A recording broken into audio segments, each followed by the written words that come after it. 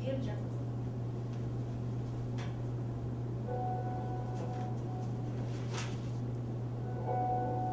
Because people have got to know whether or not their president's a crook. Well, I'm not a crook.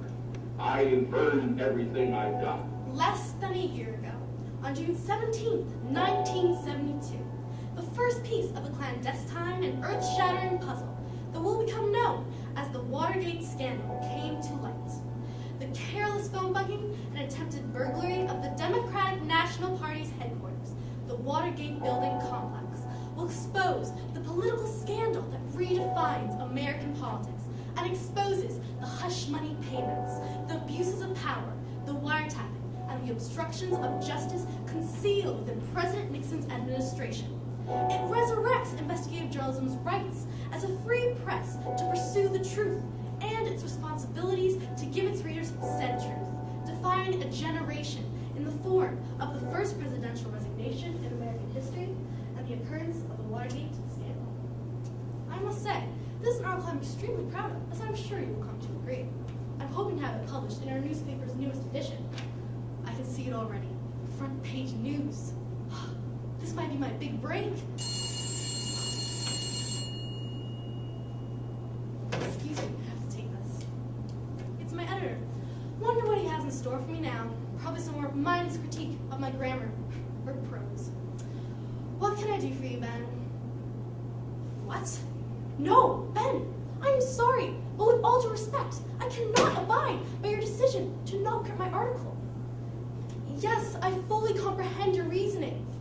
Comprehend, Ben, not agree with. You would know, as well as anyone else, that it's fully within our rights and wholly our responsibility to pursue this article, despite the risk, despite the possibility of a stigma. No, I am sorry, but I cannot reconcile with this prohibition. Have a good day, Ben. Sorry you had to see that, but I just get a little annoyed when I'm in such arbitrary behavior. You see, he's not the only editor who's refusing to print. Many editors, who've been among them, refuse to print because they overrule Watergate as inconsequential, a third-rate burglary attempt. Some can speak behind closed doors about how Mrs. Graham, owner of the Washington Post, is jeopardizing the newspaper's sterling reputation, pursuing what some call the Watergate caper. Not that I agree with them. Quite the contrary, actually. Ever since the story broke, and oh, do I remember it well, I was seized with a desire to follow in the footsteps of investigative journalists who took action, implementing a full usage of the rights and responsibilities that they were gifted. But with every article published, despite the withering criticism the authors receive, the frustration I feel against my own editor simply mounts. How on earth could Ben think that we could not publish my article when we have every right to? Our founding fathers strongly endorsed freedom of the press, stating that the importance of this consists in its consequential promotion of union upon the administrations of governments, whereby oppressive officers are shamed or intimidated into more honorable and just modes of conducting affairs. The right that fosters investigative journalism, freedom of the press, was put into place by our founding fathers to support a democracy, crush corruption, and educate the people. It states that any individual may publish any lawful material, even if that material is critical of the government, without fear of governmental retribution. Of course, the Nixon administration has done everything within their power to deny that there is any truth to the articles on the Watergate scandal. Not that anyone is surprised. Infamous for his strained relationship with investigative journalists like me, Nixon has denied responsibility since day one, a powerless victim of the merciless presses. Really makes you question the state of our democracy, doesn't it? And knowing my editor, it's going to take a lot more than a right listed in our Constitution to convince him to print. Yes, Ben, I know, and I'm sorry, but please, I need you to hear me out. I disagree with your decision to not print my article because I know that we have a moral responsibility to educate the people. As articulated by the eloquent investigative journalist, Kristen Lombardi, a functioning democracy relies upon an informed citizenry, one aware of how government and societal systems can fail, of how people can be corrupted, and of how power can turn things upside down. I need you to realize this, Ben. that it is up to us to inform people about what is happening up in Washington, and that it is up to us to tell people about the Watergate scandal, despite the immense pressure we are facing every day to drop the story. Just yesterday, my neighbor walked up to me and stopped me in the street, and he told me that he felt that as long as there was a free, unbiased press in America, the citizens of the United States would never have to fear being tricked or lied to. Ben, you need to realize that in our newspaper is the responsibility just as much as the right to change history. He hung up. What I can't understand is why so many people are so afraid to hold higher powers accountable. Even though this right is the most powerful of all, no one even touches it. My editor is petrified by the idea of even suggesting that Nixon is responsible for the Watergate scandal, blatantly ignoring all rights to hold higher powers accountable.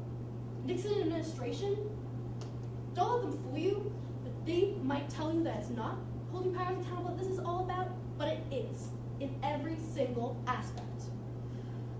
Nixon denies responsibility, and he denies the fact that the President of the United States has been accused of burglary, of theft, of all kinds of deceitful crimes that you would relate to someone who is not in the office of the President of the United States. It is exactly as investigative journalist Bob Woodward said, it is accountability that Nixon fears. I'm sorry. It's late and I'm rambling and I'm just wasting your time. I hope I'll see you again. Have a good day.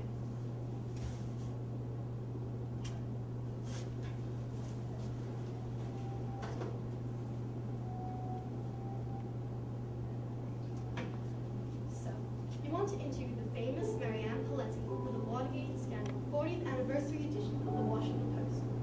Well, to start off, I must backtrack to early summer of 1973, when an old editor of mine refused to print my article. That fateful summer of 1973, I had just graduated from college. The Watergate scandal ripped my friends and I that summer. I was hooked on investigative journalism as the only way to balance power in America. Watergate, the watershed moment of my passage into adulthood, shaped the rest of my life. It had a cathartic effect on the nation, confronting power with responsibilities and rights, demonstrating that everyone, even the President of the United States, is held accountable to the law, helped to, in the end, heal the deep wounds of our democracy. It ushered in a new era, one where investigative journalists learned the meaning of their responsibility to pursue the truth and the importance of their rights. Enrollments in investigative journalism colleges skyrocketed after the scandal, and in 1974, President Ford authorized the Privacy Act of 1974, an amendment which aided investigative journalists by setting specific parameters in which they could use and find primary sources. A lot has changed for investigative journalists, and the stellar investigative journalism that uncovered the Watergate scandal accounts for a lot, if not all of that. Without investigative journalism's rights and responsibilities, history would have never been the same. Did that answer your question? No? One more? No, my editor never did publish my article. The New York Times did.